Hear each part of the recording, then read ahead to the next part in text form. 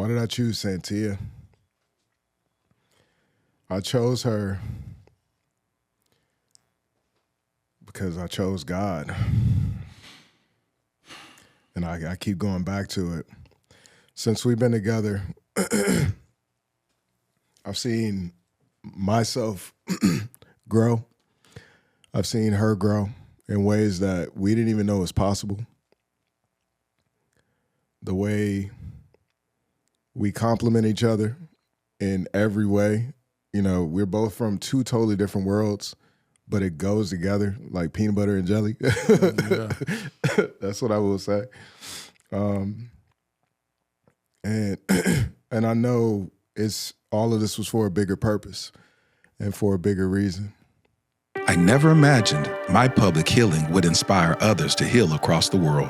I thank you for using him to reach the world with a message of hope in relationships.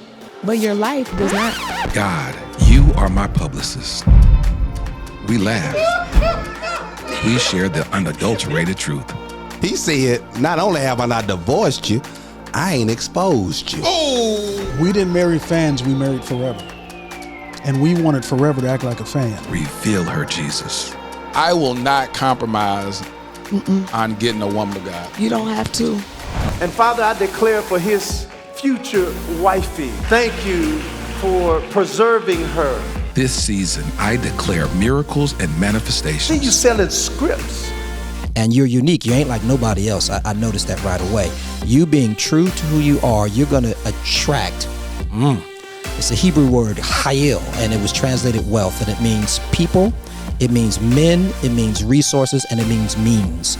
I'm Lateris R. Whitfield, and this is the Dear Future Wifey Podcast. Welcome to the Dear Future Wifey Podcast. I'm your host, Lateris R. Whitfield. Listen. This is the beginning of season 6. Now, I affectionately nicknamed this season Miracles and Manifestation. So what I'm believing God for is for God to just do something amazing. Things that you've been faithing God for, I pray that God answers those prayer requests during this season. And we're going to kick this episode off with some amazing guests. But before we get started, are you still shacking up with us? If you're still shacking up with us, come on, can you hit that subscription button and subscribe? Make sure you turn on your notification bell so you'll be notified about upcoming episodes. I miss y'all. I gotta admit, I missed y'all for these last few weeks, but I had to, put some things in order to gear up for this season, put some processes and procedures in place so we can move more efficiently and I can get some rest, because I'm telling you, I spent a lot of time sleeping in this office. But listen, I was so inspired by this couple's story, and y'all are gonna see why. So welcome to the Dear Future Wifey Podcast. My new homies, Isaac Barnes and Santia Deck. How you doing? Amazing. Y'all amazing. Amazing. So, you know what? I normally name an episode, and I didn't even think about what I'm gonna name this episode. So we're gonna just have a conversation, and we're gonna figure out what we're gonna name it later. So Santia, I've come to know about you back in 2020. People started DMing me your videos. What were you doing on your videos that you would think that they would connect you to Mr. Dear Future Wifey? So I was writing letters to my future husband, and I would randomly write these letters, and it wasn't like something I was doing like every month or every whatever. Literally, I would just get this urge, and I just say it was God telling me it's time to go ahead and put something new out. And I've been doing that since 2017. 2017. Mm-hmm. What led to you writing your first letter? What led to me writing my letters was heartbreak, honestly. Mm-hmm. I was in a relationship at the time, and I thought that he was the one. But unfortunately, it ended up, not being what I thought it was going to be. And I was really, really heartbroken at that time.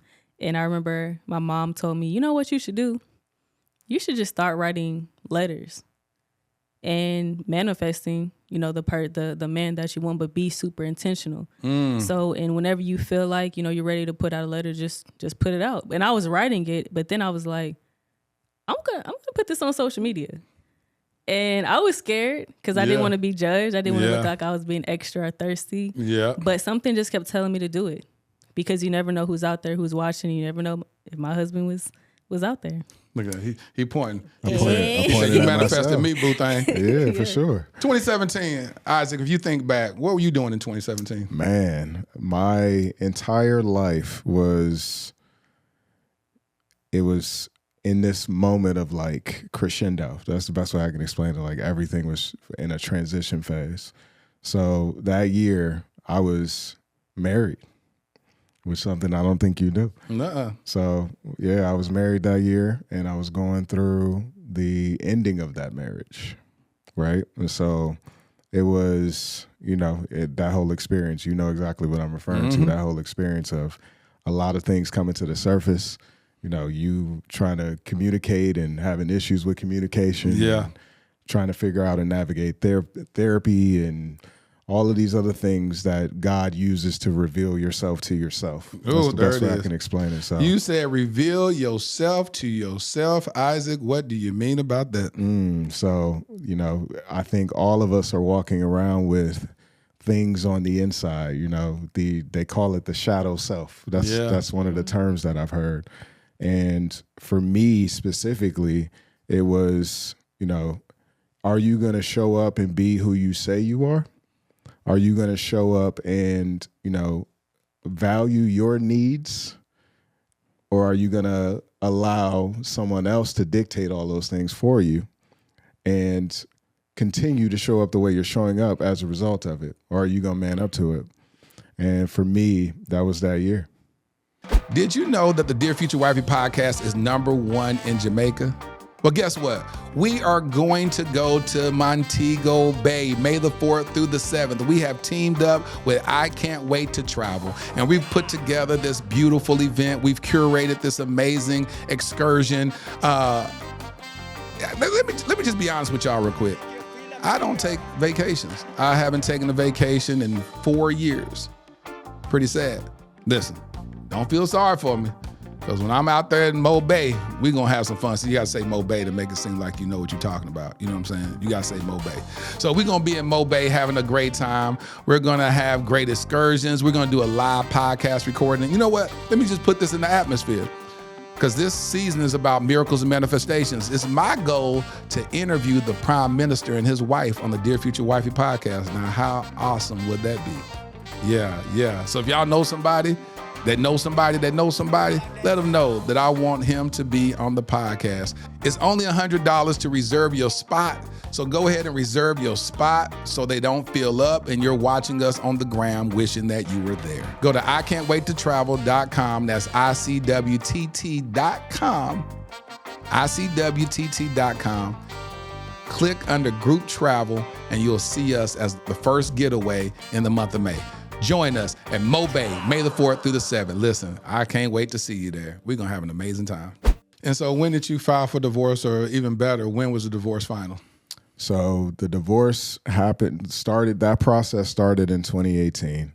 And, technically it started, the game. It started before 2018, but it started to actually be official in 2018. And it was a tricky situation, going through that whole situation back and forth, which took a while. I don't even know the exact amount of time it took, but I think because of COVID. Yeah, it slowed it down. COVID slowed things down and slowed the processing down. The actual courts and all of that shut down. Yep. So it was like, okay, now I got to wait even longer to go through that situation. But yeah. And so when you look back, what was the one thing that you've learned from who you were in the marriage and who you are now? I would say God has to be first. It's the biggest lesson I walked away from that situation with. And it's not just first in your relationship, it's first in your life. And it has to be God, that has to be something that's at the front and center of every decision, every thought, everything that you do, every action you take.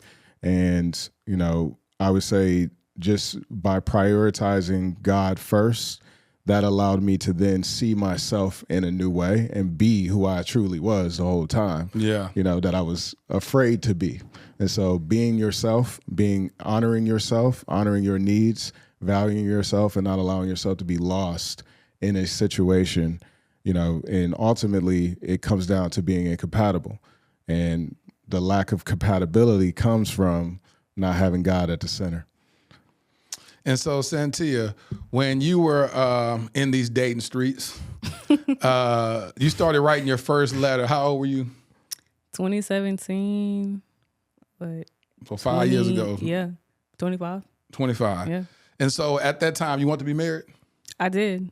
So how, when you looked at your life, a lot of females always imagine when the big day would happen. What day was that for you? What year did you say you was going to be 25, 26, or before 30? I honestly thought I was going to be married like around 25, 26. So I was definitely ready. But to be honest, I've always been like a marriage-minded person since I was a young kid for some reason. I just loved love. I was like a hopeless romantic. Yeah. But obviously, as I got older, I was like, man, I don't have fun like not being in a relationship. Like I don't enjoy just being out here searching, getting my heart broken, all this trial and error. I was over it. So at 25, you was over at 25. You said, I'm done. God, you got to bring me somebody. I'm writing this letter. I was like, I need whoever it is to grab this letter and come to me. It's like I'm done. Yes, like I really like, and then seeing, my mom and, her finding love again, and then my older brother got married. So I was like, okay, this is real. Like this can actually be a thing. And for me, like I said, I was ready. And I also was like, I want kids. I wanted kids at 25 as well. So I was like, I want the whole package. How many kids you want? 2, maybe 3.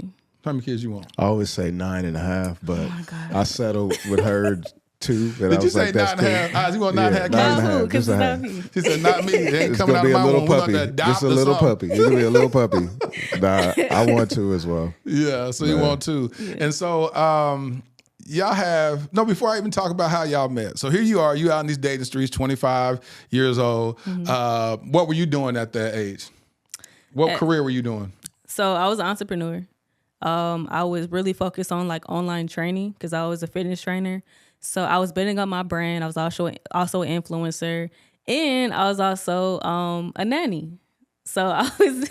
So that really was messing with you. Talking, I want my own baby. I'm taking care of those kids. I was like, oh my God. So I was like being prepared to be like a mom. So I really enjoyed that.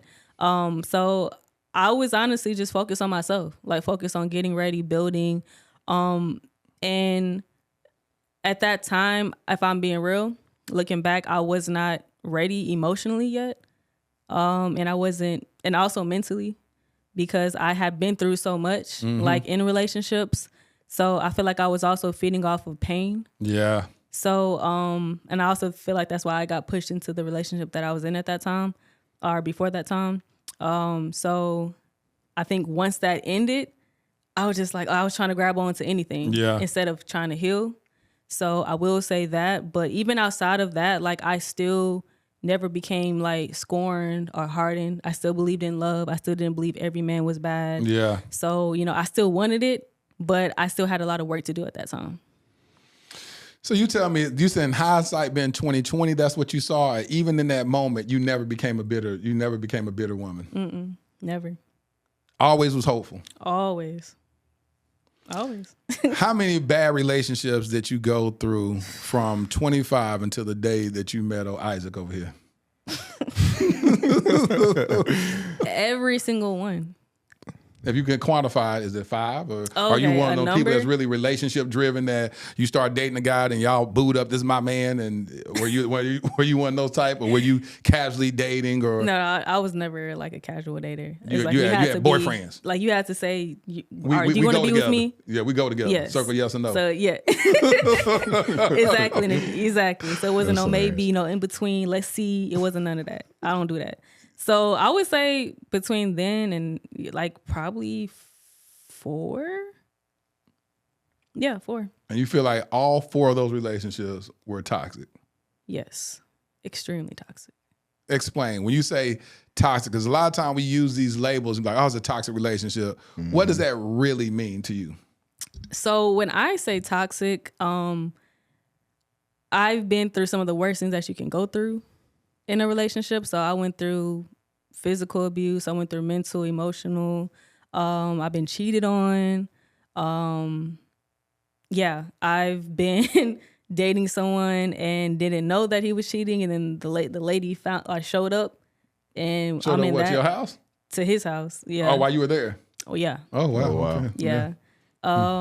And yeah, I mean, I've had the full range. And out of all that, you still was hopeful. I still was hopeful. I don't, and honestly, I really don't know why. I just feel like that's my personality. Like, I'm a very, very like caring. And I try to like see like both perspectives. So like, I don't want to, like, I feel like I can say that, you know, every man is bad, but is every man bad, or is it like the men that I'm choosing? And I always have to ask myself that when I got upset. That's good, Santia. And my mom, and I keep saying my mom, but my mom really helped me. No, that's good. She used to always say, my mom used to support. always say, like, when I would be on the floor crying in a ball in a fetal position, she'd be like, Santia, I know this hurts, but don't let this harden you. Do not let this harden you. She used to always tell me that. Good mom. And What's her name? Cynthia. Cynthia, shout out to you, Cynthia. Shout when I out say to that's mom. what Shout out to mom. I love that, because you can see the opposite of that. When you have moms seeing their daughters go through heartache and pain, and they tell her, you can't trust these men. Exactly. So I want you to get what you need to get from them. Make them break that bread. Don't ever give them your heart, and don't you ever fall victim to a man. Exactly. But your mom actually Opposite. taught you properly and said, don't give up on love. Every time. Cynthia, shout out to you. Every time. Amazing. So I owe a lot to my mom. It's the amazing. opposite of bitter. Yes. Yeah, Yes. exactly. So after coming through your marriage, were you hopeful in marriage to want to do it again, or were you like, I ain't never getting married again until you run into her? It wasn't even my decision. It was God's decision. How so? I want to explain this. I'm glad you asked that question. So the time in between that and meeting her, I dated, right? I dated with intention. I was looking, and I'm like, okay, this is what I need. Right. Right. I learned through that situation that my needs have to matter. I have Facts. to prioritize what I need, or it's going to end up being toxic. 100%. And so going into these relationships and dating, I'm literally doing what I talked about earlier, is grilling. I'm trying to get an understanding of where you are spiritually first and foremost. And if God told me this is where I'm supposed to be, then I'm going to be there. If God is telling me this isn't where I'm supposed to be, then I'm out of here, which has been the situation. And so when I met Santia, and, you know, since we've gotten together, it's been that, you know, I didn't make the decision to go into this on my own. This wasn't a siloed, ego-based decision. This Talk was about it, King. faith and, you know, discernment. That's how it came to me. So that's the best way I can explain it. The choice to be married, it was never a bitter thing. It was never about, I don't want to be married. I don't like marriage. I actually love being married. I loved, you know, being in relationships. I like having a partner and a companion, somebody that you can build with and grow with. So those parts of it were attractive, but I knew it was going to be tough to find. Yeah. I wasn't naive to that fact. So that's what I would say. So, Santia, you got a group of supporters and fans out there. Because of what? What did you grow and acclaim for in an industry? What do people know you? What do people best know you as? I'll say a few things, actually. Okay. So at first it was that track girl, so Yeah. track baby. Then it is now that football girl. Yep. And now it is also in combination that girl that created that shoe company. So I made history twice. The first was being offered the highest contract in women's football. Yes. And then the second was being the first female athletes ever on the shoe company, which is called Tronos. Queen, when I tell you, that is so freaking impressive. And as you and I were talking, like you kind of stumbled upon this football career. Yes. You were originally running track, had ambition and aspirations to be in the Olympics. Yep. And then after several injuries, you transitioned and said, hey, I saw a little billboard, I saw a little sign, and you know what, maybe I should just try out this flag football. And what happened? I went to a practice, and the coach was like, "How long have you been playing?" And I was like, "I never played." And he was like, "Oh yeah, we signing you up," and the rest is history. Literally, literally. That's how it works. He said, "We signing you up." Yeah, that was it. He was just like, "Okay, we about to, turn you into a running back," and I was like, "Bet." And that's literally how it happened. I just felt like after the first practice, I was like, "I love this. This is gonna be like my life." What did you love about that? Man, like I got a chance to like not only be fast because I'm a sprinter, but also use my agility, which I didn't realize I had so much of. Like I know as a kid I was super agile. Like I was jumping on stuff and running away from my brothers and doing all this stuff. I used to play backyard football and street ball. I was a tomboy. So being able to do that as an adult and then also like make some friends, make some more female friends and, in football and stuff. It was also the atmosphere, and the sisterhood and everything like that. And honestly, the competition, like I'm super competitive. Like, so the fact that I was like, oh, I can try to be the best at this. Right. I was like, I'm gonna do it. Like, I want to be the best. That was my goal from day one. Like, I want to be the best. I want to be the face of this. I want to be the one that, inspires other young girls to do this. And that's honestly what I've been able to do. Man, you see how cute she is, man. Yeah, she's gonna just try saying, I just tried to do this. This girl's absolutely cold. No, I saw a video of you in 2020, and it was just a training video. Right. And I said, God, no, this girl is bad in the mug. I said, this girl is super duper cold. She's the female version of Ricky Bobby from Talladega Nights. Oh my gosh. She just wants to go fast. That's it. I mean, that's true though. Like that was the thrill. Like I love like breaking ankles. Like I'll tell you, I got joy out of that. Like that was my thing. You got joy out of it? I did. But Barry Sanders was my idol, so that says a lot. Yeah, Barry Sanders. It's a trip because I've never ever met a female football player. Really? It's a lot of us out here. Yeah, and I know that they had leagues and stuff like that, but I've never been to a game. I've seen some stuff. I remember I seen some league that they had at one point where. What was it? Was that a lingerie league? It was some I knew league. you was gonna say that. Well, hey, I'm just saying what came across my timeline, okay? No, I'm not saying that's where I went. Yeah. I didn't go there. It just popped up in the timeline. I said, what kind of football? This is interesting. I might have to go check this football game. So I actually played in that league for 3 months. I didn't realize what it was all the way. And when I did, I was like, oh, I'm out. Like this is crazy. Like this what y'all doing out here? Like I'm not trying to be a part of that. Deuces. Yeah. Why Santia? Why you want to do the little lingerie league? Because it was so degrading. Like I just was like, y'all doing this for free? Like dang, like this, and they was like, we love it. I was like, okay, well, this ain't for me. Like I'm over here trying to get speaking gigs at schools, and they like, what do you do? And I'm like, I play football. What kind? And then they Google me, and it's like, oh.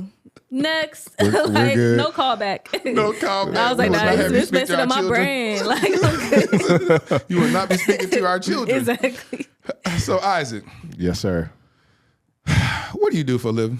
Oh man, so I currently am the president of Imminent Future. Mm-hmm. It's one of the things I do. Imminent Future is a digital product innovation company. So we help the federal government build software and figure out how to create technology that improves things across the board, man. That's what we do. So government contracting. I saw something on social media one day. I didn't know if it was real. I thought it was fake.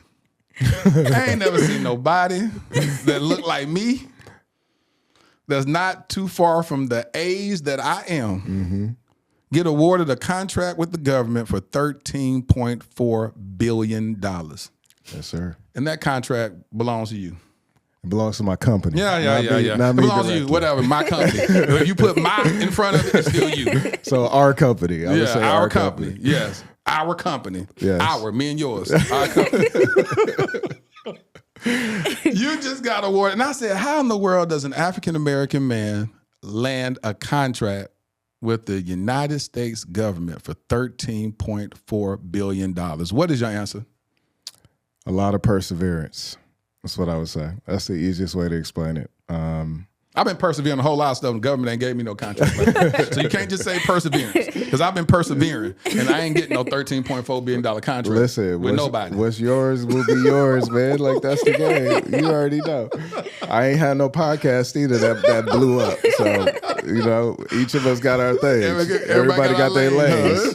No, for sure. So the journey, you know, it was a lot of twists and turns, but it came down to, you know, one, I would say I give all the glory and credit to God, but having an amazing team, having amazing people at the table with us helping. You know, this wasn't a siloed situation. This was a lot of hands and a lot of, you know, people being able to come together and create something that turned into what it is.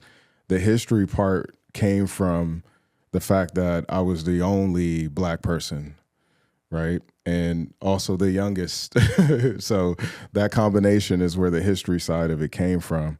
And, you know, it really just was a lot of perseverance, man. We, you know, as a company have been working our way up from the bottom, winning contracts left and right of this size to this size to this size to this size. So one day, you know, it turning into what it turned into. It just turned into what it turned into. Like, it's something just all casual. Just that's billion dollar contract.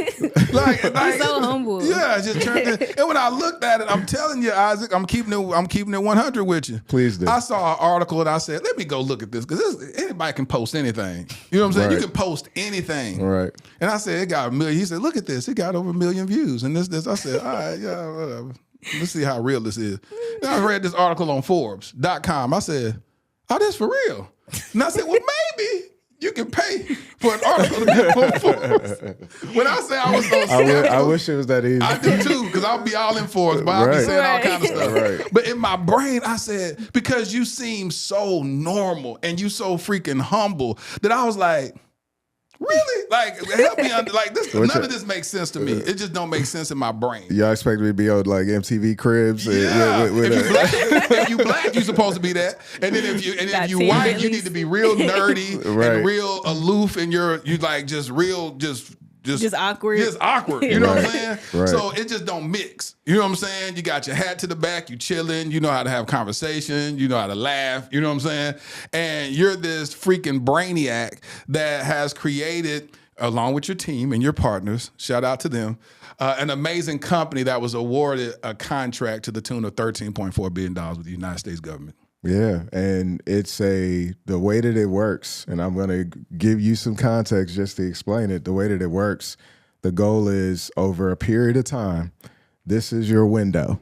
And throughout this window, you can create as much up until this point. Right. And the value that you bring to the table, you're going to receive in return. Right. You know, it's so a if contract. you don't work, you don't eat. It's the way it works. It's not, so we're a multi-million-dollar company with the potential to be $1 billion company with this access. That's the best way to explain it. That's beautiful. Oh, that's beautiful. That's beautiful. Lord, that's beautiful. So here you are, you on your individual journey to find the one. She's on her individual journey. She's writing letters and putting on social media and hope people don't look at her as being thirsty, as she so eloquently said. Yeah, as a pick-me. That's a new term. Yeah, that's a new term. Pick-me. Oh, she a pick-me. Look at that time I feature exactly. husband. That's hilarious. Yeah, you know, it's so crazy. Like, you can't be positive about nothing. Yeah, we just come up with new reasons, new ways of shaming people. I'm just like, dang, like, come on, man. Can I be happy? Like, Jesus. Can I be hopeful? Right. You know what I'm saying? They want you to be like, hey, nah. So, matter of fact, did you get a lot of negative comments when you was doing that? Oh my gosh.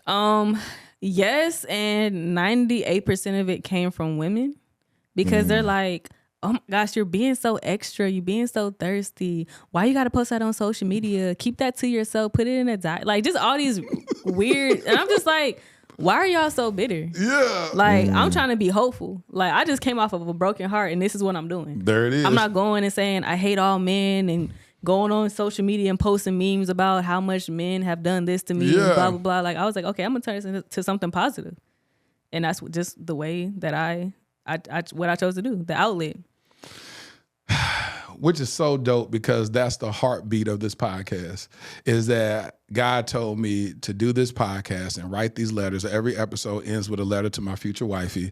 It's in this beautiful box here. It's about over 100 letters in there so far. That's awesome. And just to heal and to literally manifest and be able to write, because writing is my highest form of communication. So to be able to write and put in black and white ink what I desire, you know what I'm saying? And it's like, it's amazing. So when people started sending me a video back in 2020, I was like, oh, that's dope. I need to talk to her. But then they sent me another video last month that said, it worked. It worked. It did. Oh, it worked. And that video was an engagement video. But let's take a step back. How did you and Isaac meet? You want to go? Yeah, go ahead. Ladies first. Of course. So I was on Bumble, and I was kind of on and off. Like I had got on there, I think maybe like 2 months prior. And I was on there for like, I guess a few months or whatever. And I was like, this is crazy. This is too much. I got off. And when I was off, I kept feeling like something was telling me, which is God, was telling me like, just try again, right? And coming from a background where my mom met her now husband on social media, my twin brother met. Oh, really? Yeah, my twin brother met his wife on social media. And then I have friends that met their spouses on social media. On dating sites. And I was just like, why not me? And I kept saying like, why not me?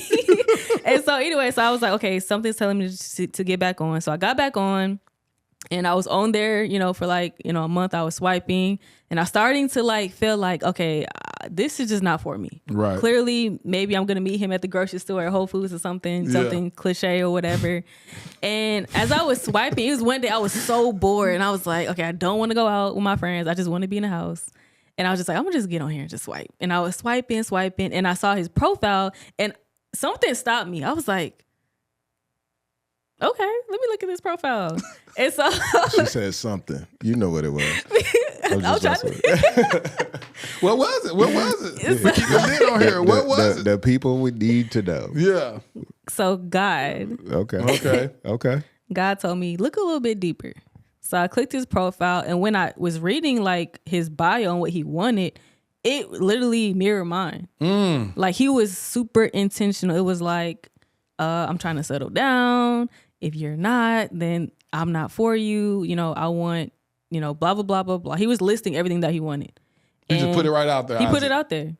And so, and mine was like that, but a little bit more rough. Because I was like, don't message me at all because I will block you. She did. I was not playing. I was like, don't even waste your time. You put that in your... Yes, I was like, do not message me if blah, blah, blah, blah. I want this. I want that. I'm trying to be a wife. I was very, very...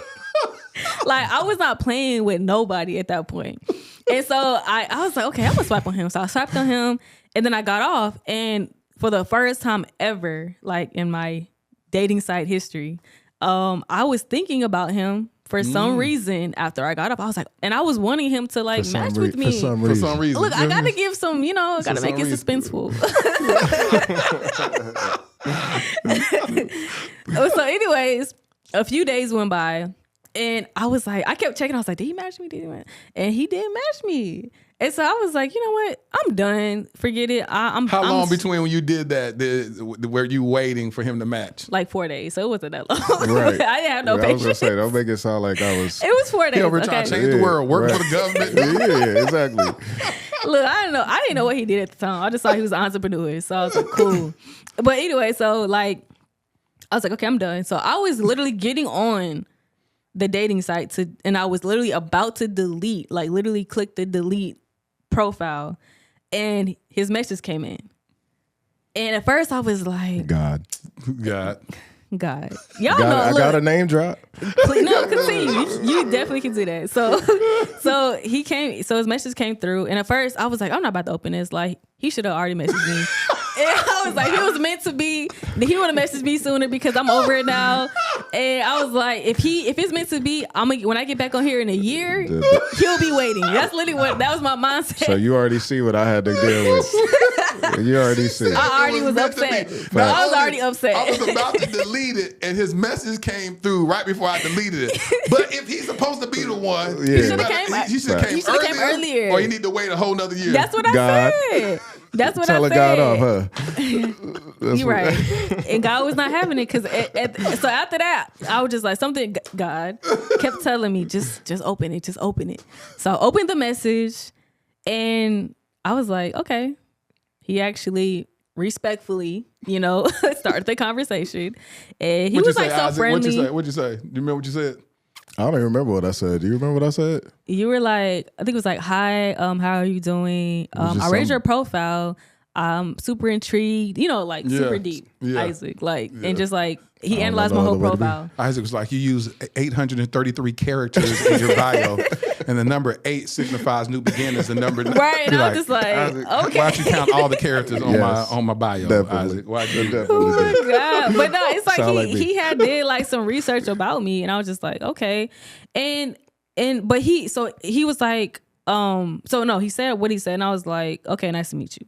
Like I had a little bit of attitude because I'm like, why you didn't message me earlier? Yeah, exactly. Jesus came from the grave in 3 days. It took you 4 days to respond to my DM. What's wrong with you? She be hard. I'm telling you. I wasn't playing. So we started talking, and he was like, so what do you do? And I told him like who I was. And I said, wait, do you know who I am? Because you had a rule there. Because I had a rule. And what was your rule? And if you knew me from social media, I was gonna block you or unmatch you. I wouldn't block you. I would unmatch you. And he was like, so Santia had a rule that if you saw her on the dating site and you knew her brand from any other social media platform, you do not have an opportunity. Or don't just act like you don't know me. Either one. Like I just don't want you to be like, oh, track baby. Rules though. These rules though. But it works. Okay. These rules though, man. So I did have an attitude a little bit with him because he did end up saying like later on, he was like, so yeah, I did do research on who you were. He was like, congratulations, queen. You're like, blah, blah, blah. You're doing some amazing things. I actually have this NFT event that I think you would be a good fit for. And I was like, oh, like, I'm not getting on this dating site. Almost deleted me. I was about to block him. I was for like, offering her an opportunity. Yeah, because I was like, almost got deleted, bro. I'm like, Tisha, is it cloud? Like, what is it? And I was like, I was like, this is a dating site. Right. I'm not trying to do work on a dating site. What'd you say? The most what? The most positive thing you could do for another human being is to get blocked. Right. And you get blocked for it. I was not in a mindset of like, I'm trying to find my husband. I'm not trying to have a business partner. Like, what you talking about? Right. So I was like, that's pretty much what I said. I was like, have a good day. And then she literally did. And then he was like, whoa, I don't even know you. I was like, I don't even know you like that. and then I had to step back. I was like, okay. He said, I don't even know you like that. Yeah, no, I literally said that. I was like, I don't even know who you are. I don't know who you are. And I was like, oh, my bad. Get out your own way. Get out your own way. Oh, God. And then how did y'all connect? From that moment, how did y'all transition into the first phone conversation? Oh, man. Your turn. It was I don't remember the specific details, but I know it was a good conversation. We talked through chat, and then we exchanged phone numbers, got on text, and then we had a phone call. And how long was that first phone conversation? Man, that first phone conversation was at least 3 hours. And it was actually pretty awkward because...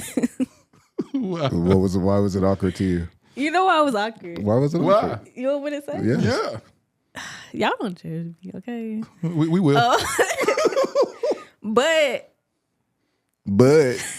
be real. Let's go. Okay. So it was our second conversation, right? It wasn't our first. Was it our first? You got to tell the story. I think it was our first conversation. I was on the way to another date, another Bumble date. Mm-hmm. You got to tell the story. The whole time we were talking, I was like, man, he is so dope. Like, I really like his personality. And I'm driving to this date, and I get to like, we was going to dinner I was going to dinner with this other person, and I'm sitting in a parking lot, and he's like, where you at? And I'm on the phone. She's on the phone with me. I'm on the phone with him. I'm like, I'm almost there. Like, but what was awkward was I was saying I'm almost there, and he was walking towards my car. Like, he already saw me. And so I was like, I forgot what I said to you. I was like, okay, well, I'll call you back. Yeah. I was like, I'll call you back when I I was like, all right. You're like, okay, cool. But the whole time I'm sitting here like with this other person, I'm like, you are so boring. Like, I just got the phone with this amazing man, and all I can think about is when this is gonna be over. And like, I know it probably reflected on the date because I was just like, like he was like, want to get a drink. He's trying to be like all, energetic. I'm just like, I'm a little tired. I think I'm gonna. He was trying so hard. He was like, so second date, what's up? Not getting none of the signs. I was like, I'm gonna let you know. He's like, well, can I take a picture? And I was like, bruh, like, no. So after I got the car, I hit Isaac up immediately, and then that's how it happened. I was like, yeah, I don't want to do this no more. So what you told me that you used to be on dates and you would give guys the third degree just as soon as you sit immediately. Down. Explain that. What would you do on dates? I was on a mission. What was the mission? So it wasn't even a date for me. It was like, it's like an interview. So it was an interrogation. That's not an interview. It's an interrogation. It's a different level of intensity. So, and I know y'all gonna judge me, but I'm gonna be transparent. This is what we're doing today. Yeah. So like, I will walk in and I already had my list of like questions that I was gonna ask, and it wasn't superficial. Like, how much money do you make? Do you like Bentleys like me? Like, whatever. Like, it wasn't, can you buy me a Birkin bag at some point in our relationship? Like, it was right. It wasn't that at all. It was just like, are you God fearing? What is your relationship with God? Do you want children? What kind of parenting? It was very like, I need to know these things if you're going to be my potential husband. Tell me about the date that you had where you were saying that the guy, you sat down with him, you asked him what? So, again, it was a dating site date. And I don't know how we even got to the actual like physical date, to be honest, like how in person, because I was confused on what he believed in, because he was like, he kept saying my grandparents were like pastors or something. And for some reason I was good enough at that time. I don't know why. Cause yeah. Anyway, so we got to the place that we went to dinner. And I was just like, okay, let me start the questions like fast. And so he was just like, hey, how's your day going? I was like, good. So I want to ask you about the spiritual, question that I asked you. And he was like, okay, cool. Like, what's up? And I was like, so what do you actually believe in? And he was like, well, so my grandparents. And I was like, okay, but what do you believe in? He was like, I don't really know. Like, and I was like, he believed in his grandparents. He straight up told you. He did. Like, I believe in my grandparents. They're amazing and people. I was like, I said, okay. I said, well, you know what? I don't think this is gonna work between us, because I am very, very, very like strong in my faith. And I am a spiritual woman. I'm a child of God. And I need a man that is also going to be able to lead me spiritually. And I was like, so with that being said, I think I'm gonna go. And he was like, we ain't even get the table yet, so you're not gonna have dinner? And I was like, I ain't gonna lie, I don't even want to waste your time, because I would at this point just be using you. Like, and that's when I did end up saying, I didn't even tell you that part. And he was like, even though he was mad, he was clearly mad. He was like, okay. He was like, I get it. He was like, but you're gonna regret it because I'm a good guy. And I said, you might be. I said, but you're just not for me. And then I went home. Why was the spiritual relationship that a man has with God so important to you? Because if a man can't submit himself to God, how can he ever submit to me in marriage? How can he ever truly be faithful? How can he love me correctly? How can he love our kids correctly? How can we build a future? Like, how can we fulfill our purpose as a married couple together if you have no relationship with God? You have no grounding, meaning you're capable of anything. Right. Meaning breaking my heart. And I wasn't with that. Isaac, did you have that same foundation and desire to meet a woman that has strong biblical Christian principles? It was like number one priority for me. Why? Same reasons that she mentioned. It was, I saw what the opposite looks like, right? Yeah. So it's like once you experience dark, you want light. It's the best way I could explain it, man. Yes. And the the requirements for me, they weren't as strict and stringent as hers, for sure. She was like I said, she was like a drill instructor, and me being a Marine, I was able to handle it, but it was a lot, Ladies, bro. have that list. It was a lot. Okay, don't even. No. Don't feel bad about your Listen, list. y'all don't have to go that about 80%. That's good. You ain't gotta go all the way 100. You don't need to go. So what was y'all 100. first in-person date like? She was drilling you? We were drilling each other. I know. But by the It was time equal. by the time the first date happened, we had already had multiple hour-long conversations about everything. We talked about our upbringing. We talked about the dating situations that we were going through. We talked about our careers. We talked about, sex. We talked about everything. We knew what we were getting ourselves into before we even stepped into that first date. Good. And there were no surprises. And so when we got together that first time, my first reaction was, one, she's beautiful, obviously. Like, I don't think anybody's gonna disagree with that. But it was also, she was beautiful on the inside. And so we met at the restaurant. We get to the restaurant, and immediately when we got together, it was like just this explosion of energy around us, and like people around us just started paying attention and walking up to us and complimenting us and all types of stuff. They thought y'all was already together. Right. First time we ever met, it was already that energy. It was. And I remember when I walked in and I sat down, and I just kept looking at him. I was like, this feels different. Felt like and home. I remember I told him, like home, huh? Yeah, he was talking. I remember I stopped. I said, I don't mean to like interrupt you, but you make me feel so calm. Literally. And I've never experienced that ever, definitely on the first date ever. So at that point I was like, okay, this is different. Mm-hmm. Yeah. So for me, it was just dealing with the barrage of questions and trying to, suffer that intense pain that I had to go through. Oh my God. Name He some of loved the it. questions. He loved it. What's some of the questions she asked you? Man. So how long was your last relationship? What ended it? Like what was, what caused it? How did it, was she okay? Was it like we went into one question that I asked him that I think everything, everybody should ask is, if I was to go and talk to your ex, what would she say you did wrong? Yeah. Because at that point you can't point the fingers. About, for sure. So yeah. And yeah, he answered it good. We dove into all of it. And so for me though, honestly, I walked away after that first date feeling like I can be myself. Yes. And this is okay. Yes. And I came into the situation saying, I'm gonna be myself. There it is. No matter what, I'm gonna be 100% me. Yes. And if she likes it, cool. If she doesn't, hey. it's just not my person. Facts. But she loved it. And it actually made her feel peace. And it actually made her feel calm, which made me feel peace and made me feel calm. So because y'all was showing up authentically with who you are. Yep. Exactly. No mask. We told each other all of it. The good, the bad, and the ugly.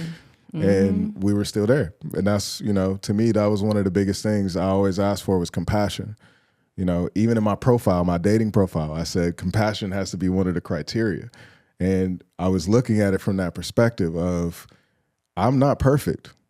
I haven't been perfect. I've made a lot of mistakes in my life. I've had, a lot of bad decisions that I've made, but I've also made good ones. Yeah. And so a compassionate person will be able to understand that God is still inside you, right? So that's the reason why that was such an importance for me, is because if you believe that Jesus died on the cross for our sins, that means we're sinners. Yes. So me coming to the table with sins in the past, you can accept that and embrace it as long as I'm moving forward in the right direction. And both of us had that same mindset. So that's why that side of it was so important for us. 100%. I asked you earlier when we were at breakfast, had there been moments, or how many moments, and what moments have y'all gone through that has presented itself as confirmations throughout this journey that no matter what happens tomorrow, y'all get in a big fight or whatever about whatever, that you go back in those moments and go, no, this is God. When I say those moments, name a couple of moments each that y'all had where you knew that it was nobody but God that orchestrated that. Jesus, it's so many. There's literally so many. But I'll let you go first. I'm trying to think of like one I of want the y'all first ping ones. pong back and Okay. forth. You name one, Okay. you name one. I would say when I actually had a dream, because God talks to me through dreams, and every relationship that I've ever been in, he always came and was like, I don't know about this person. So, and it was always something, and I'm like, okay, I know once this dream happens, it's over. And every single time I had a bad dream, it was over. I found out something. So the fact that when I had a dream about, and I was asking God for discernment, like, okay, is this my person? I like him a lot. You know, I'm feeling him, like his energy, his vibe, everything is like perfect. Like even the energy that I was meant, like when I was writing my letters, I literally started to try to manifest the energy that I wanted him to have, like his aura, and that was him. And so I was like, is this him? Is this it? Am I about to be a wife? About to be a wife, Jesus. Right. And that night, wasn't that night, 2 nights later, I had a dream, and I remember I was in this dark room, and it was like a light, almost like when you're on stage. And I could feel this God presence. I couldn't see him, but I could feel, I knew, for some reason I knew it was God. And I remember asking God, why did you have to take me through so much pain with these relationships? Why did I have to suffer so much? Is there a reason? Is there a reason for it? And he was like, well, you said you wanted a man that was going to shake the room and that was going to change the world. And I brought him to you. He's here. And I woke up. And I was like, I'm talking about 2 days after y'all first date. No, it wasn't 2 days. This was maybe like 2 months, 2.5 months Into it. 2.5 months. And I kept, like, I was being so like careful about everything. So She was. I was trying to do everything right. Like I wasn't trying to dive head first in and fall immediately and, miss the red flags. And I was looking for red flags. I ain't gonna lie, I was looking in every direction under every rock. And I just kept saying, okay, in all my relationships, I never asked God, is this what he wanted? I never have. And so for the first time, every single day, I'm going to ask. And I kept saying, please show me, because I don't want to be hurt. Please show me. Yeah. And he literally just kept showing me. Oh, yeah. Like Isaac. all the time. Isaac, Yes, sir. confirmation. What name a moment of confirmation? And I want you to be thinking of your second one too. I got plenty. I would say I got plenty. the big one that came for me, and I don't remember exactly when this was in the situation. It's probably around the same amount of time, I think, or maybe a little bit earlier. Was when I read her Dear Future Husband post, which was my first time, and she actually set me down and showed them to me. And I'm sitting there reading them, and I'm like, I look at her, I'm like, what? This is like, you're literally describing me to a T. And it scared me to an extent, but I knew what it was, obviously, right? I knew where this was coming from, but I was just like, okay, this is, and then I showed her my list that I had wrote, and it was all her. And it was just like, It scared you. Y'all both scared. we like, both sitting there okay. like, Take out running from each oh other. wow, Right. so this Time to really run. worked. Like, no, Run, this track really. baby. Here we go. You saw what she did on the. You saw what she did on the engagement video. She was about to take off. Okay, we're gonna talk about that too. Because I really got so many DMs about that. She remembered that ACL where she go. Oh, never mind. I got But nah, bro, it was literally that moment for me, and that was one of the first moments, my head on it. for sure. And I was just, I sat there and read word for word, and I'm just like, this is me. And I remember showing one of my boys, and he's like, she literally described you, and he's like, You didn't tell me you showed one of your friends. I did. It was. You got to go check it through your homeboy. You Wow. gotta- Yeah, you gotta show your homies. I was like, bro, like she literally, right? You got to check and make sure that you ain't all in Yeah, your emotions. and he's you gotta like, get somebody that he's really like, knows. nah, that's really she literally described you. And I've had friend after friend contact me that's read it especially since the engagement, that have read what she's posted, and they're like, yo, she was literally describing you the whole time. Like, this is perfect. So that was one of the moments for me. That's a powerful moment because that's something something you wrote. It's in black and white. I wrote this, and people can see those receipts, and where God can be glorified in that. Santia. Man. Okay, so the next one would be when I feel like I'm gonna cry. I'm gonna try not to. Now that I said I'm gonna cry. It's okay. We'll get you some tissue. We got some tissue over there. Okay. We can sing some spiritual hymns. Shut up. Don't make it worse. Stop. Okay. Anyways, Just to the second one was when we were like going to Florida, or was it Florida or was it Louisiana? We've been in so many places. Orlando was the first. When I opened up to you. That was the first trip. Orlando. Okay. No, that was on the way back from Orlando. Yeah. Okay. So yeah. Yeah. And on the way back from New Orleans. Yeah, twice. Yeah. So I opened up to him in a way that I never had with anybody. And I was telling him like just things that I just kept to myself, I guess, because I felt like people wouldn't understand. And the way that he was able to like dissect that and open me up, you know, in a way that honestly changed my life in a way, because it just honestly transformed me into a different person. As far as like just being more confident, being more unashamed to be who I am without, you know, shame. And he was able to see me in a way that I just never experienced. And I used to literally always cry to my mom all the time after these heartbreaks. And I used to be like, nobody sees me. Nobody sees me. Like, I just want somebody to see me. I want somebody to see Santia, not Track Baby, not Queen of Abs, not whoever. But I just want somebody to see Santia. And she would be like, he's going to come. He's going to. My mom, you know. And so when we were talking that day in that car ride back home, I was just like who? It was almost like, who are you? Like, who are you? Because he had me crying, like, and I'm just like, it's too early for me to be crying in this relationship. So it's never too early for tears. But it was the first time I really experienced tears of joy. Yes, that's what I was about to say. I never experienced that before. It was always like, I'm crying because you hurt. I'm hurt. So the fact that I was crying, I was like, this man sees me. This man really sees me for the first time in my life. And I just was like, okay, God, I hear you. I see you. I see what you're doing here. This is another green flag. So, man. Yes, I didn't cry. Good job. Yeah, almost made me cry. But you almost made us cry. Yeah, we about to cry, you know. Trying to maintain my gangster. Right. Keep my thug tears in. Suck it in. I suck it in. Can you suck tears in? Like, yeah, it is. Suck it in. When you start seeing that Negro spiritual, it made me suck it back in. Yeah, just a little bit. Yeah. Oh my God. So I have one more, and you just reminded me of it in this conversation. So it was a very similar moment of vulnerability for me. We were watching a service on TV. You remember this? And this was early, and it just hit me, like in a way that I hadn't been hit by a service in a while, you know? Oh yeah, I remember. And I'm bawling in tears, but my tears were of joy too.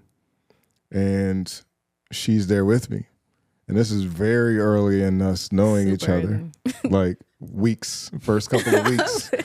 And I just felt, you know, the Holy Spirit come over me in a way that I hadn't felt it in a long time. And I started looking at her, and I just felt pure gratitude. I started thinking about my life, and I just felt pure gratitude. And it was like an overwhelming feeling of just bliss that I felt in that moment. And I'm sobbing in tears at this point. And I look over at her, and she's like, yeah, this is powerful. It was no judgment.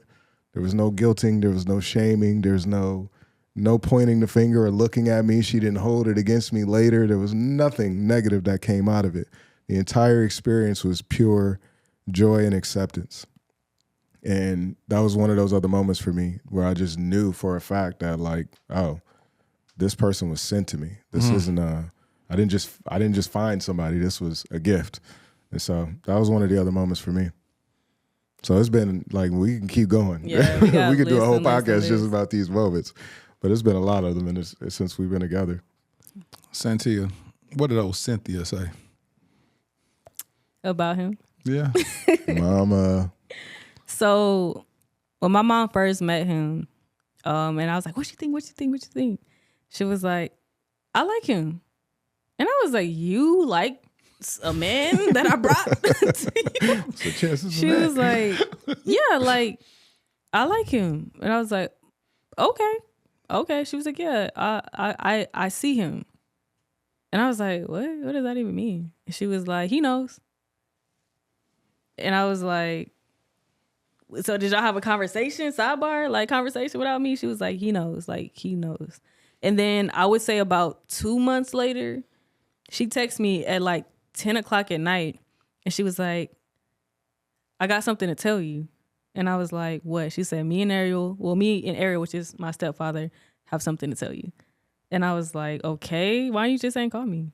She was like, we both believe that Isaac is our son-in-law. And I was like, it's only been about 3 months. I said, are you sure? She was like, I wholeheartedly believe that that's my son. And I was like, wow. First time she ever said that. First time she ever liked any guy you dated. Hates everybody. Hates everybody with a passion. I'm not even lying. You know how when you have your flavor of ice cream and somebody try to bring you something, like it's she adores him, like adores Isaac. And it makes me so happy to see my family just like all just in pure happiness when he comes, to whatever, event we're at or whatever, or he comes by the house or whatever. Everybody they got all these questions and they, because he's super deep. So he be answering everybody's questions and he just him. But we all love him for him. He doesn't, and we don't want him to change. We're not trying to change him or anything. And every time I brought somebody, they're just like, well, maybe if he was like this, or maybe if you could get him, or you just shouldn't be with him, period. Like, it was like one of those. But they would tell me everything wrong. And I'm just like, no, I love him. Like, trying to just fight it. And with him, it was like, this is the first time I don't have to defend my man. Like, to my family or my friends. Hold on. This is the first time I don't have to defend my man. Yes. If we know how powerful that statement is, because the minute you have to defend it, it's like, because there's a difference between people that just are haters. Exactly. But when you have a circle of influence where you know they have the best intentions for you, and it's the first time where they see what you see and y'all all in alignment. Let me ask you this. Gosh. What was your type that you typically dated? I normally dated athletes because I'm an athlete, so that's just what I'm around. But I learned many hard lessons that you have to have more than just one thing in common. And you have to be aligned spiritually more than anything, and the intentions of like, where y'all going? Where y'all headed? What are we doing? And everybody always was like, you wifey, you wifey. But all the actions never align with that. I'm like, how am I wifey? But you out here cheating. Like, I'm not hubby. What? I'm not hubby, but you wifey. But you wifey. Right. I'm gonna be out here doing me, but I want you to be right here in the house. Nobody can look at you in this box. Like, and I'm just like, okay. So yeah. So I had to get out of my own way with that too. So I will say, like, I had to be open to more than just athletes. And when I did that, literally, like, it changed. And I actually remember when I wrote my last Dear Future Husband post. It was actually January, I think, 3rd. And then I met him, what was it, February 14th? It was in February. February 14th. Y'all met this year? Valentine's Day. On Valentine's Day. Yeah, on Valentine's Day.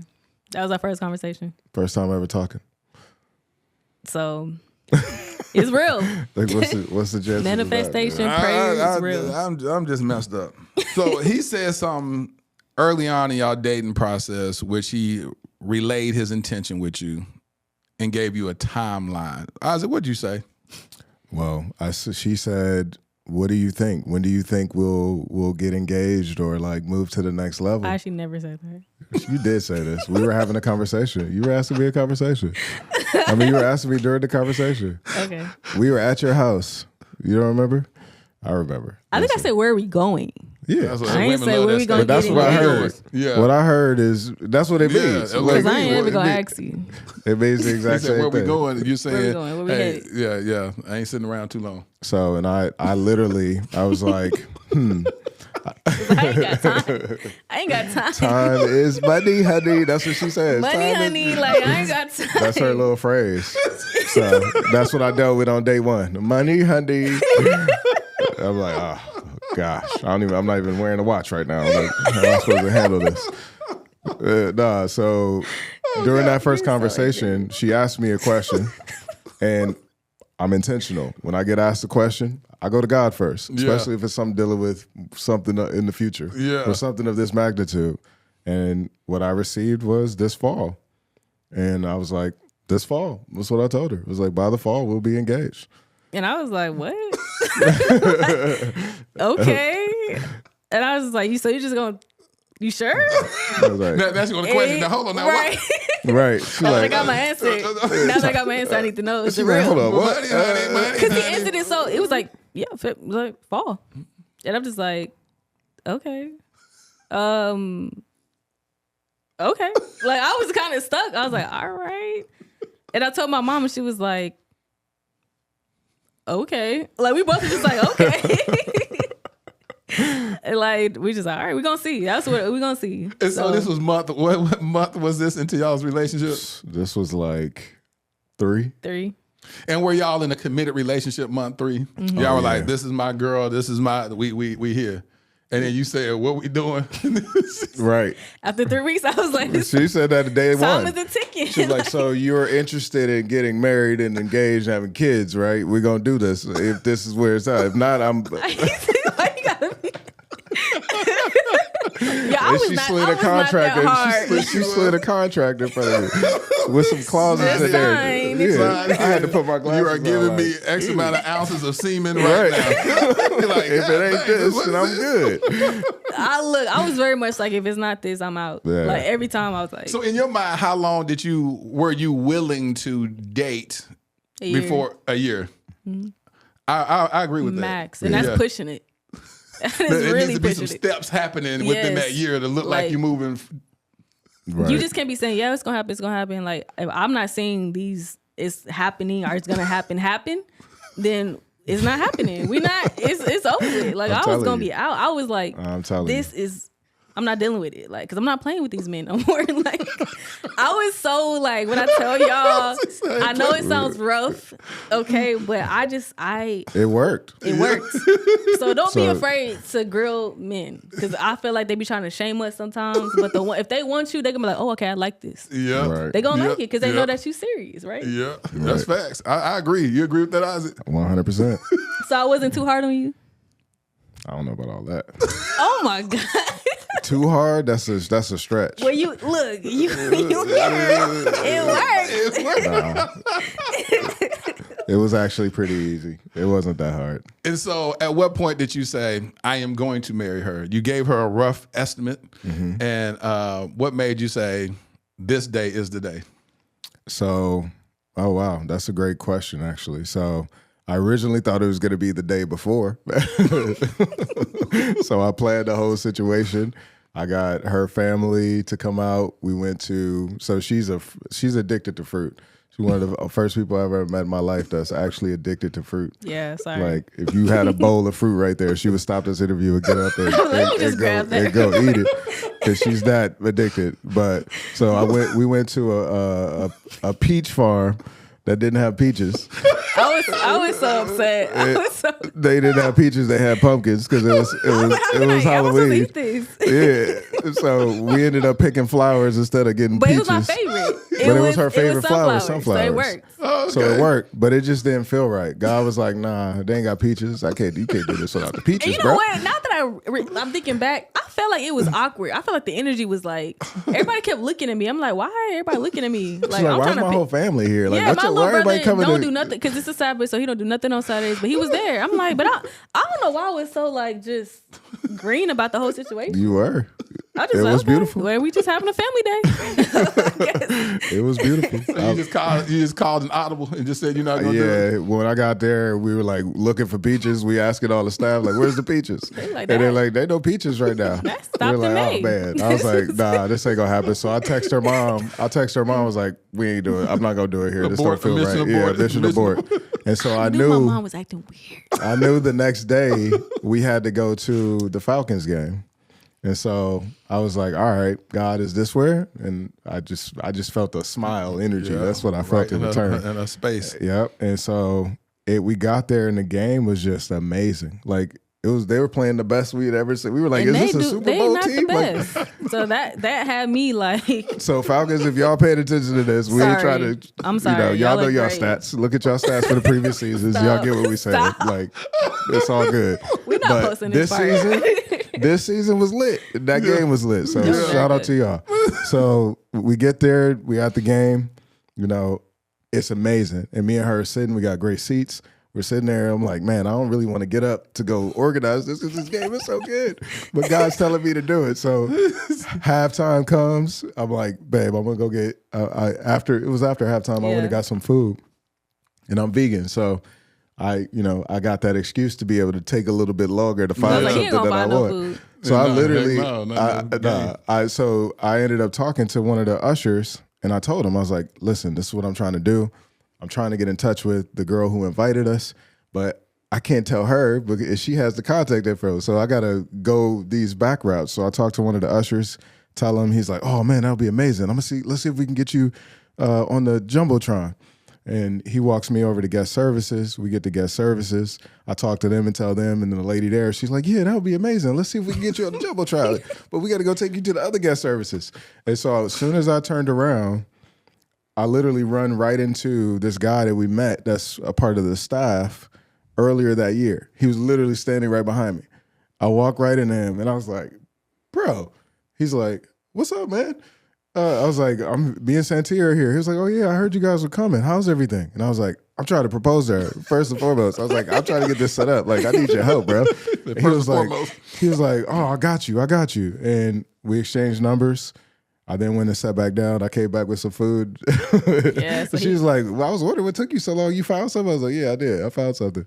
So then me and him are sitting there texting. And then next thing you know, what y'all saw happen. We went down to the field and they let us on the field and I proposed. So I knew that day was the day. So we talking about how you about to run off. So what? Go ahead. So I'm thinking like, okay, cool. Like I'm an influencer, so I do like stuff like this all the time. So I'm like, okay, cool. Like get me on the field, like do a video. I mean, he was like, okay, well let me fix his shoe. And so like that's why y'all saw me do this. And then, I didn't say shoe. I said, let me fix this. Well, in my head, it was shoe. I know. In my head, it was. He was looking you at can't my be shoe. single no more. I got to put a ring on it. Let me fix this problem. But she didn't know. And so when I kicked my foot out, and he was like, then he pulled out the ring, and I was just like, I had every emotion possible going through my body. I was like scared. I was happy. I was excited. I had to pee. I was just so much happening. And so like I ran. Like I don't know. Like my first instinct was a run.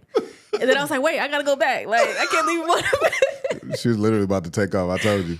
She felt that little twinge in her ACL and was like, all right, let me go back. I gotta go back. I gotta go back to this proposal. But he did an amazing job. Like he did really, really good. He kept me distracted the whole time. So like overall, it was an amazing proposal.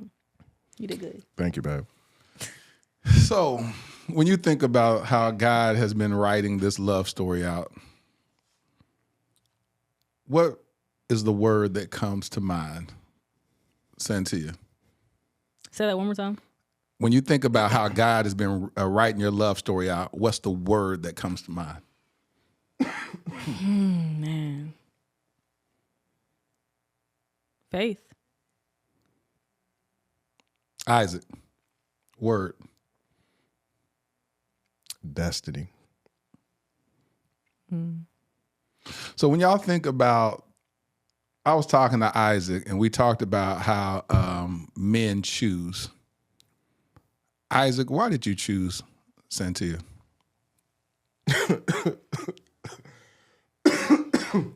Oh, wow. I'm just kidding. Yeah, I'm literally crying. Yeah. If he cry, I'm about to be bawling. No, Please don't cry. It's literally happening. It wasn't on purpose. Why did I choose Santia? I chose her because I chose God. and I keep going back to it. Since we've been together, I've seen myself grow. I've seen her grow in ways that we didn't even know was possible. The way we complement each other in every way. You know, we're both from two totally different worlds, but it goes together like peanut butter and jelly. That's what I will say. And I know it's all of this was for a bigger purpose and for a bigger reason. And, you know, the word that always comes to me, I said destiny, but a part of that word is, that answer is also revolution. And, you know, we're on a cusp of so much change in our country. And one of those changes has to be the celebration of Black love. And no longer demonizing and, you know, criticizing our families and our family structures. And I know that that's what this was about for God, is giving an example of two of his children, and being able to exalt them in a way that shows what's possible for the rest of his children. And so for me, that's what this means. And so it's beyond me. It's beyond my personal desires, even though all of that's there. It comes from my desire to put God first, you know, and just honor what I asked for is here. I'm honoring it. What I asked for is here. I'm honoring it. Thank you. I'm honoring it. And that's why I say it's so important, is that we pray and we ask God to do this for us. And then when we get it, we fumble it. Whether it be the male fumbling or the female that fumbles it, it's like we fumble it. We forget how hard it was to find that which God brought to us. And we get amnesia. We get spiritual amnesia in year 1 or year 2, or an argument comes and you go, see, I don't even know why we got married in the first place, but you forgot the process before the promise. Right. And if we really are submitted to the process and the gift that God has given us, then we'll take a hold of the scripture that says, what God has joined together, let no man put asunder, even ourselves. Yes. To not even allow ourselves to cause division within the very thing that God blessed us with. Right. And so what I see in y'all is such a beautiful kingdom marriage. I see purpose partners that have united for this revolution that you speak of, because God fashioned both y'all individually for such a time as this. There'll be something that happens so powerfully in the spirit realm when y'all say I do, that brings about destiny, that brings about legacy, that brings about hope for people to be able to say, no, hold on now. Hold on. If God did it for them, he can do it for me. And what's so beautiful about y'all is that y'all did the work beforehand. And when y'all met each other, y'all said, listen, all games aside, either you for me or you're against me, but we're going to have these conversations right up front. And y'all asked the hard questions. Y'all were transparent.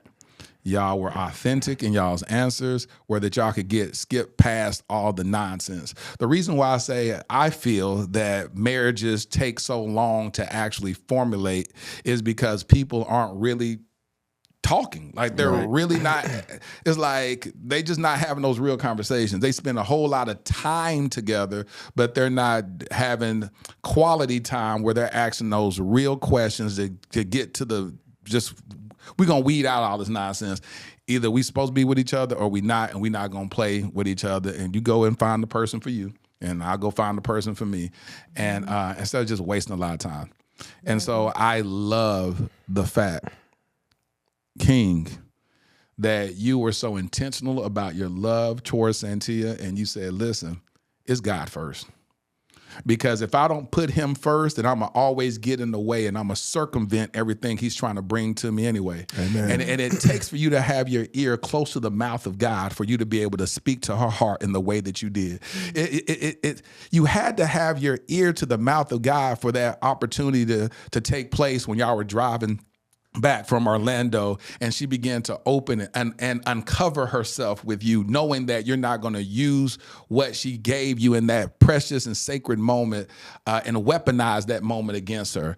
It took for her to be submitted to the voice of God for when you uncovered yourself in that moment, when you were watching that service online, that you were like, she said, no, this is beautiful right here. No, I need a man that knows how to cry and worship God. Don't try to cover it up. Don't try to protect this moment. This is what I need in order for me to give myself away to you. Right. And so it's those moments that take place that if we're submitted to the process, that God orchestrates these beautiful moments where he tethers our hearts together and become one.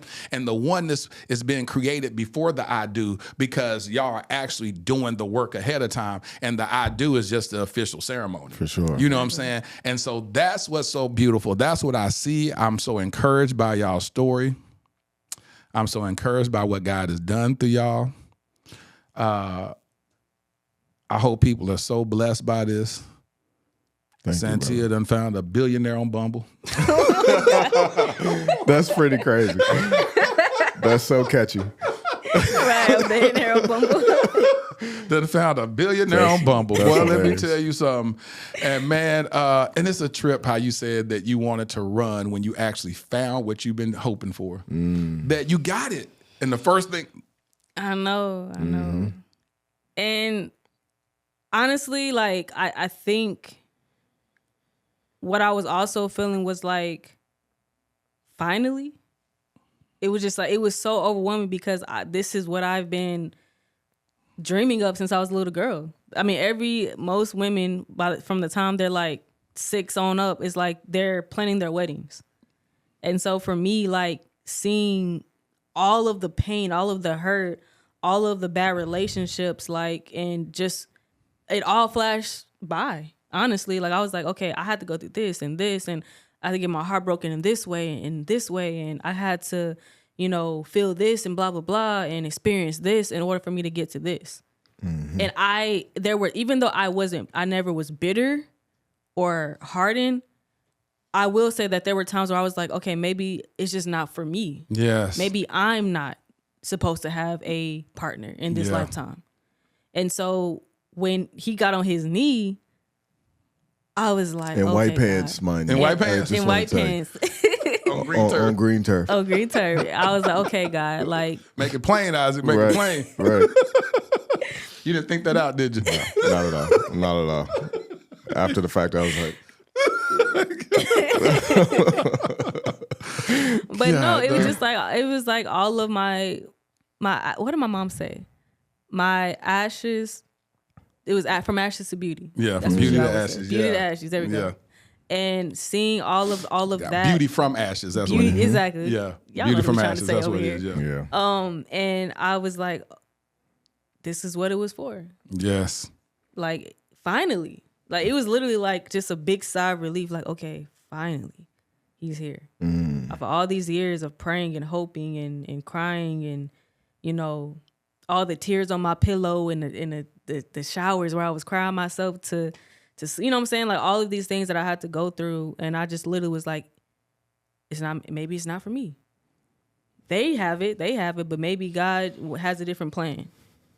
And it was points where I was like planning, like, okay, I'm going to have to maybe adopt kids or go to the, get that whatever. Like, you have to get somebody else's sperm, whatever. Until you're only 31 years old. Yeah. I know, but Are you 31 yet? I live in Atlanta. She said I live in Atlanta. Yeah. Atlanta ages you by like. There's not a lot of hope there.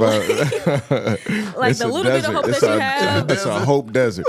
I'm saying, like, I just was like, I cannot do this. Like, I cannot live. Like, I can't do it here no more. Like, That's hilarious. She don't talk about adopting. She in the early 30s. Making it sound like it's Rikers Island or something. Look, like y'all go to Alcatraz. Atlanta and see how what we go through, because it's crazy. Jeez. So I was just like, I can't. So again, I was just overwhelmed with happiness and just joy and pure, and it was just a blissful moment. One thing as we close, you a boss woman, and one of the things that you have achieved is being a female that owns your own, co-own it with your mom, but your own sneaker line called Tronus. And congratulations. Thank you. That is dope. Tell us what that word means. It means throne in Greek. Throne in Greek. Yes. Mm-hmm. And I don't want to get all in the weeds about how dope this is, but one thing I'm going to tell people is to go to the website. What's the website? TronosOfficial.com. TronosOfficial.com. Y'all ship worldwide? Yes. Ship worldwide. Y'all working on some things to get into some local stores in Atlanta, right? Yes. And you ain't at liberty to say that yet until the ink dry, right? There's more local stores in Atlanta we're because they're already currently in in some. Four Athletes' feet. Or Foots. I say foots. Foots. It's foots. You got to put the foots on it. In Atlanta. And we are working towards getting our shoes in another really, really big location that we can't disclose right now. Right. But all that information, if they sign up for your mailing list, y'all release that and be like, hey, we're in this store. You'll be the first to know. So go sign up for a mailing list. Become a VIP member. There it is. Become a VIP member.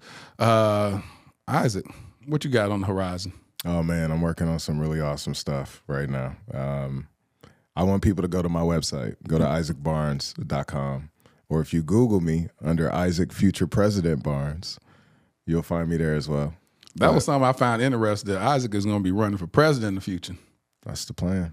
There it is. And I found my first lady. There it is. Look at her. What do you think about that?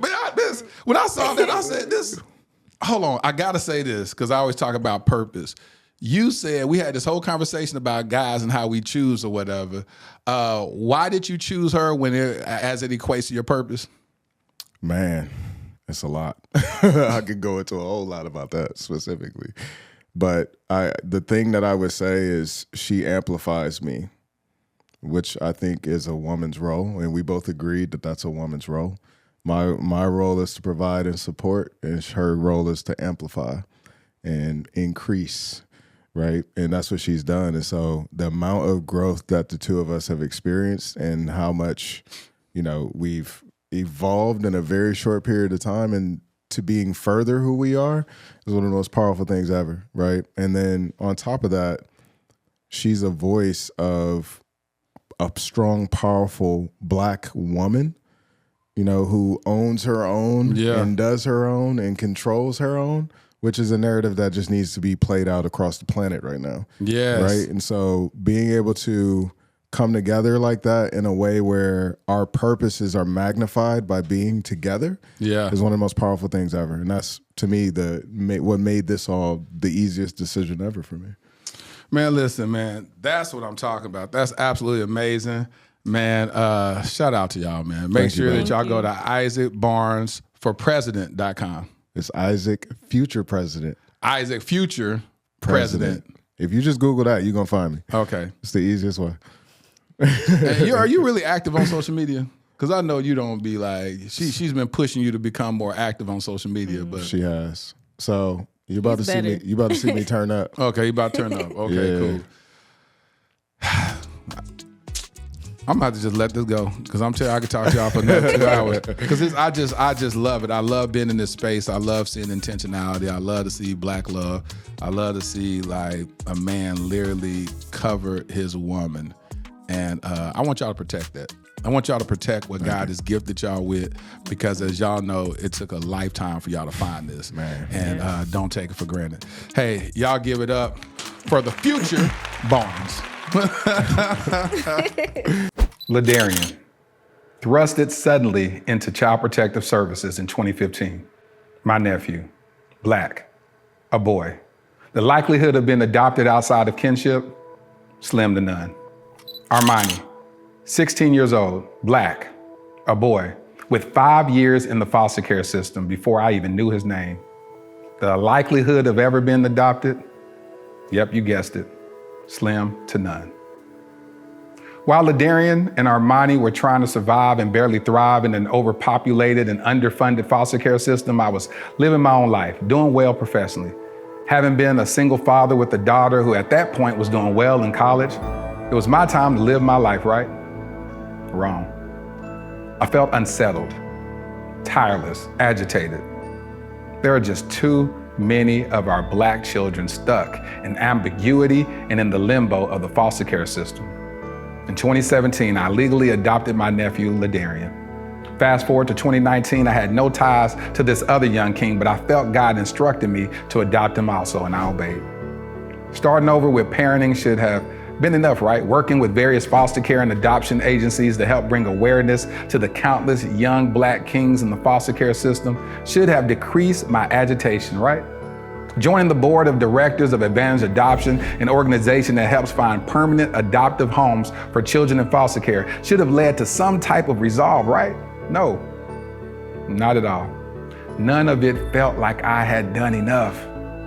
I now realize that every one of those experiences was laying the fundamental foundation for my life's mission, Kingdom Royale.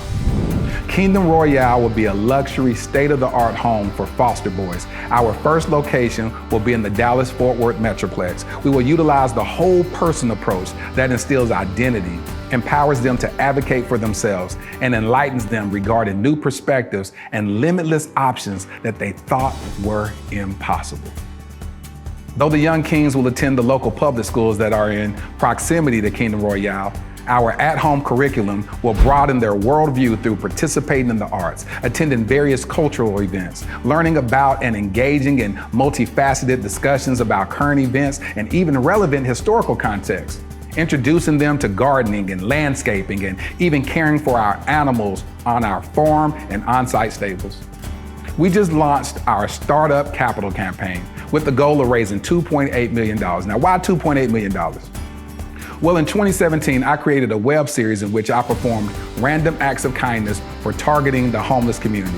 One of the most notable successes was that one of the videos went viral, garnering 28 million views. However, one of my biggest regrets is that I didn't raise a single dollar to help in implementing a more sustainable plan for the homeless community. So throughout the years, with much remorse, I reflected on not maximizing that moment. I knew if at that time, just 10% of the viewers donated $1, we would have raised at least $2.8 million that could have really established long-term support for the homeless community, or at least started a long-term initiative to do so. This is my do-over. This is our new beginning. Together, we can attack this at the root by specifically helping our homeless Black boys who are already disproportionately represented in the American foster care system. I'm Lateris R. Whitfield. I've been nominated for 3 regional Emmys documenting my work with the homeless as well as my personal adoption journey.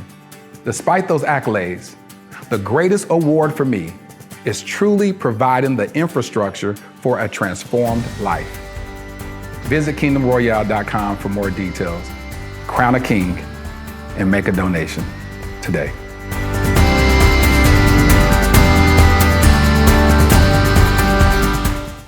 Let me tell you something. I am so excited to be back with season 6 of the Dear Future Wifey Podcast. Again, this season is all about miracles and manifestations. I'm believing God to do some amazing stuff. Believing God to provide the finances for Kingdom Royale. I'm believing God to connect me with my purpose partner and for us to do life together. You know, in 2023, I just feel something that's going to take place. There's going to be a divine connection. And who knows? What if I get married in 2023? I feel it in my spirit. I think that'd be great. Well, here's my favorite part of the podcast where I speak to my future wifey. Dear Future Wifey, today is the beginning of a new season of my podcast. I already feel a shift. I feel my heart tethered to you. The Lord released a word in my life exactly a year ago. That rhema word was suddenly. I'm expecting God to do something suddenly with us to restore the years the cankerworm stole. My tears transformed into black ink through each letter I write to you. I'll patiently wait for confirmation that you're the one and shout it on the mountaintop when the Lord confirms it through tangibles only we know. I can't wait to do great exploits through our union.